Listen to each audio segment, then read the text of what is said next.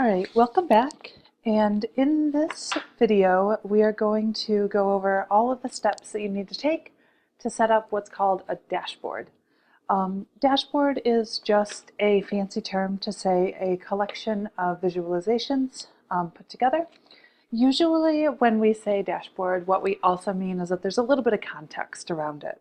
So there's, maybe a sentence or two that tells you what this dashboard is about, the questions that you're asking, and how you expect the user to navigate the information that you've put together. So in many ways, the dashboard ends up telling the story or giving the answer to the question that you're asking through many different visualizations. Before we get started with turning our visualizations into a dashboard, I'm going to have you go ahead and watch a video all about dashboards that will kind of give you an overview and a little bit more context. Enjoy! Welcome to this video on building dashboards. You can download the exercise workbook to follow along in your own copy of Tableau. Dashboards can be created by clicking on the Dashboard tab here at the bottom. The workspace for a dashboard looks a little different than the workspace for a sheet. For one, the Data pane is replaced by the Dashboard pane. Instead of listing the dimensions and measures from the data source, we have a list of sheets in the workbook. Hovering will bring up a preview. It's very important to consider the destination of a dashboard from the beginning. In the size area, we have three main options: fixed size, automatic, and range. Fixed size offers us a list of preset dimensions or the ability to set our own custom size. If we select range, we can set the boundaries for how large or small the dashboard can grow or shrink. Automatic allows the dashboard to fill the available area. There's also the option above to turn on Device Preview. For more information on this feature, check out the video on Device Designer. A lot of effort goes into designing the layout and visual of a dashboard. You can save headache and time by considering things like size and devices from the beginning. Adding views to a dashboard is very easy. Just like we drag fields into a view, we can drag views onto a dashboard. Any related legends will also come out, like the color legend on the right, unless they've been hidden on the original sheet. The first view will automatically take up the whole dashboard. Any subsequent views, though, can be placed in specific areas of the screen. Holding down the mouse button as we move our mouse around the dashboard shows gray areas indicating where this view will be placed when we let go. If we bring it all the way to the very bottom, it will fill across the entire width, including the side panel with legends. Speaking of legends, we can see that highlighting works across all sheets relevant to that color legend. Now that these two sheets have been added to the dashboard, note that they have checks next to their name in the Dashboard pane. This indicates they're in use. In the Objects area, we see options for things like layout containers and text boxes. All of these can be dragged into the dashboard just like a view.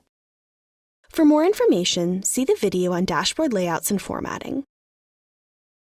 We can use this checkbox to toggle the dashboard's title on and off. Double-clicking on a title, either for the dashboard or sheet, brings up the text editor. Notice that here, our bar chart has a scroll bar. The size of the chart on the sheet is larger than the area we've given it on the dashboard. It's better to see the entire view, so let's adjust the dashboard to remove the scroll bars.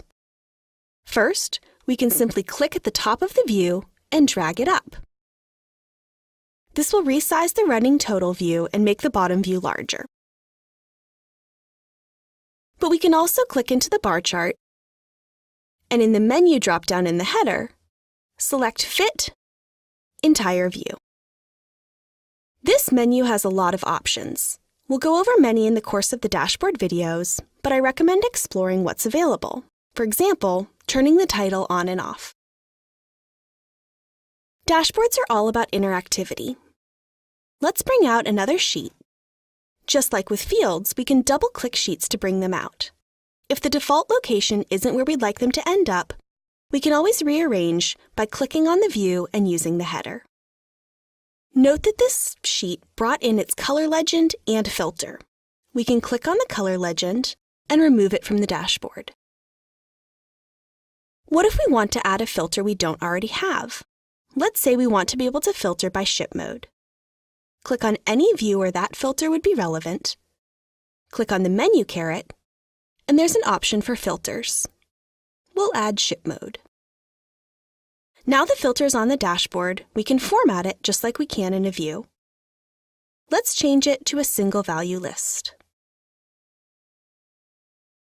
We could add a legend the same way, going to the menu of a sheet and selecting legend, then picking the appropriate field.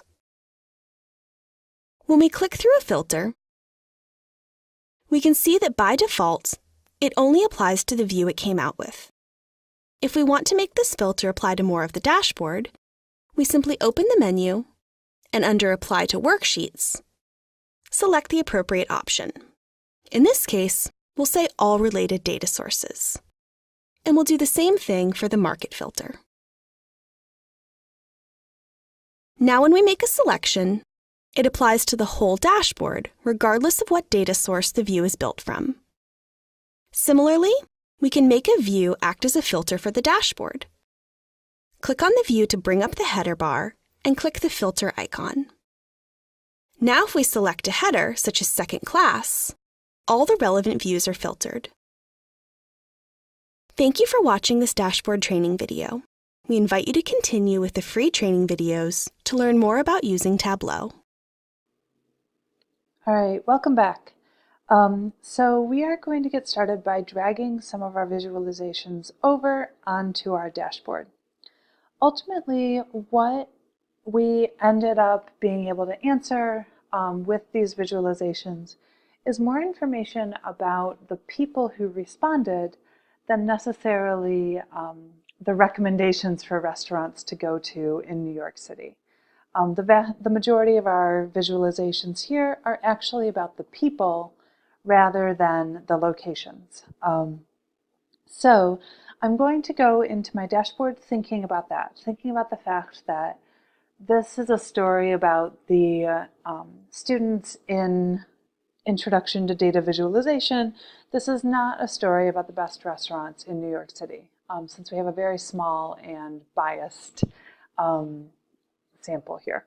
All right, so I'm going to start by pulling in the map. The map will tell me what is the focus of everyone who is in data analysis and visualization, right?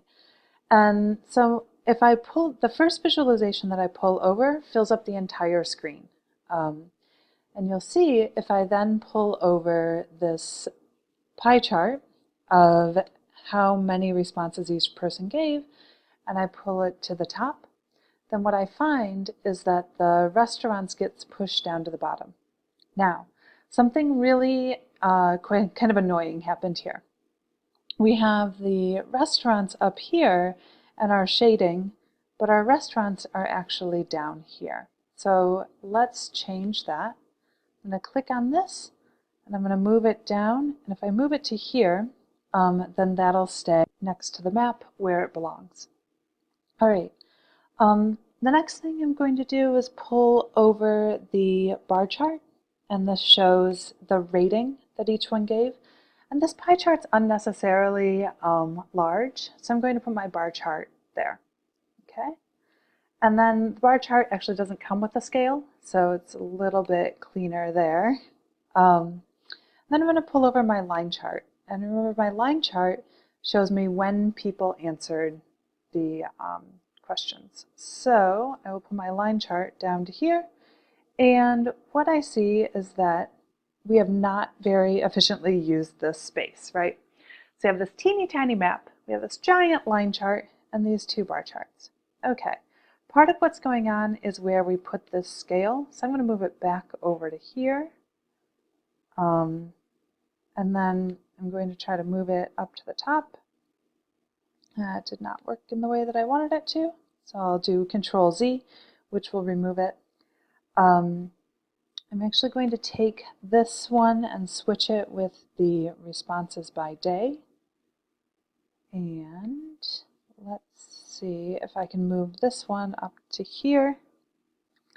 And then I can rearrange my distinct count of restaurants. As you see, you can do a lot of different things to rearrange to make sure that this ends up looking the way that you want it to look.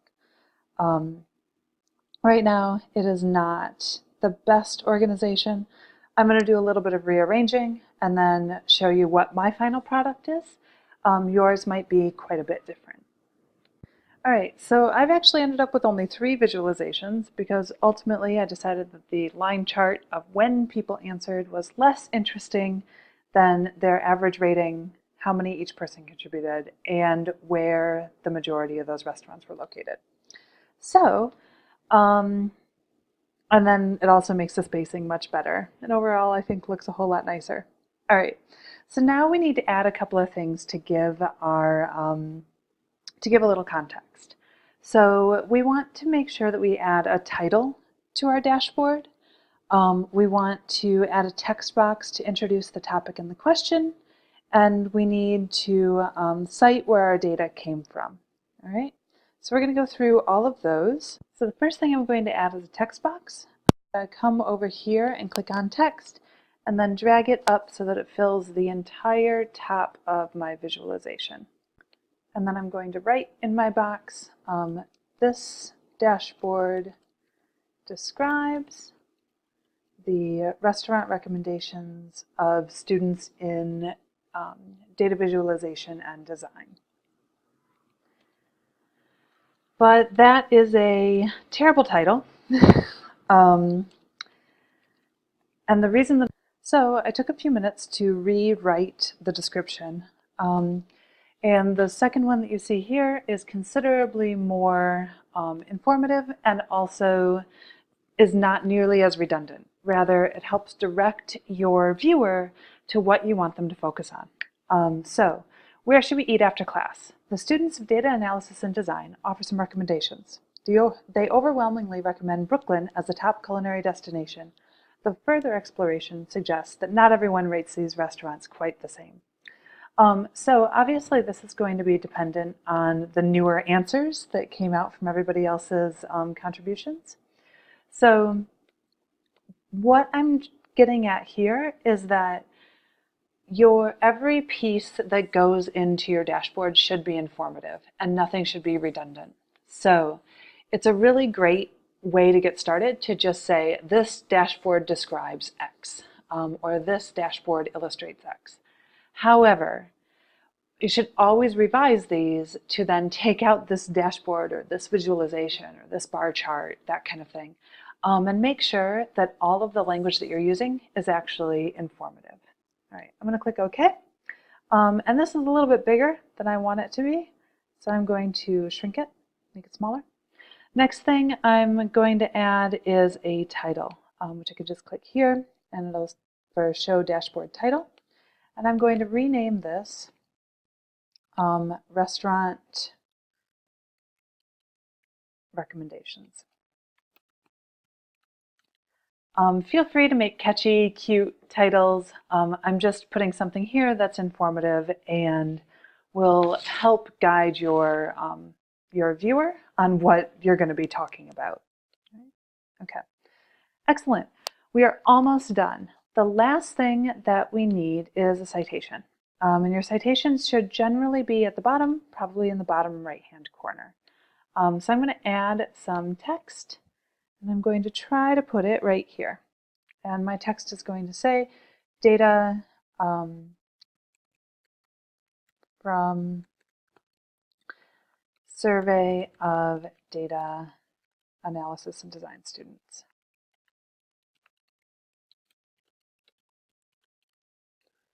May 2019. All right, click OK. You can also do it very small along the complete bottom. Just make sure that it is roughly where you would expect to find your citation from. All right, so I'm going to save that, make a couple little tweaks, like this should probably come down, things like that.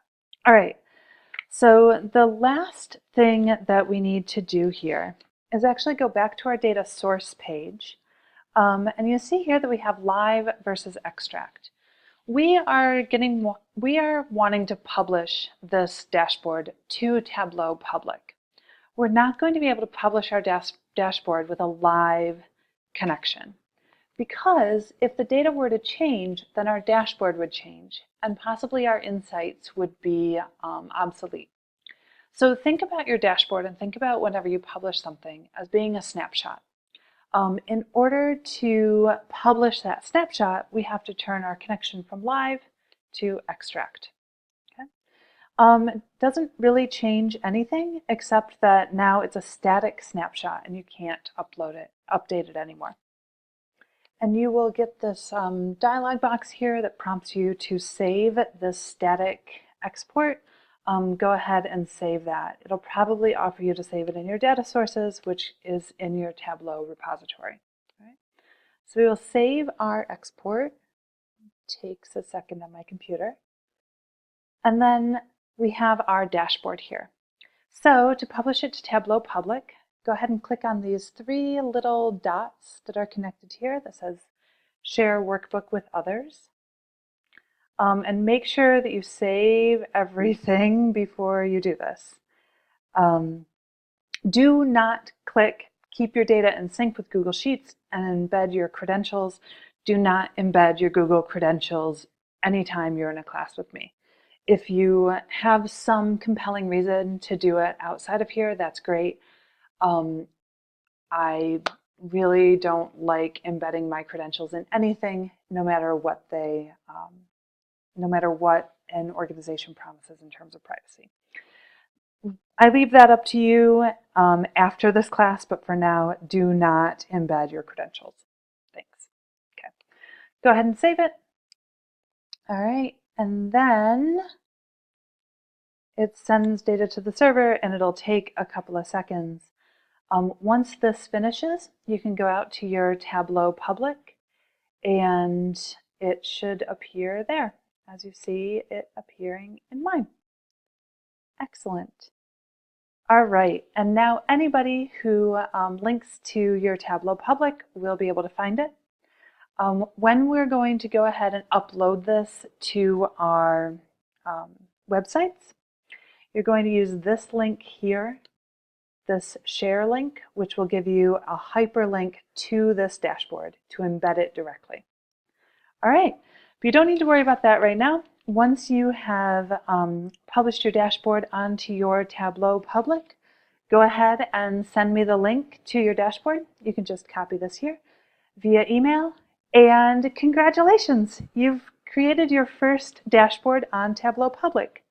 From here, you can move on to downloading the 311 dataset and getting ready for your very first blog post and assignment. Good luck!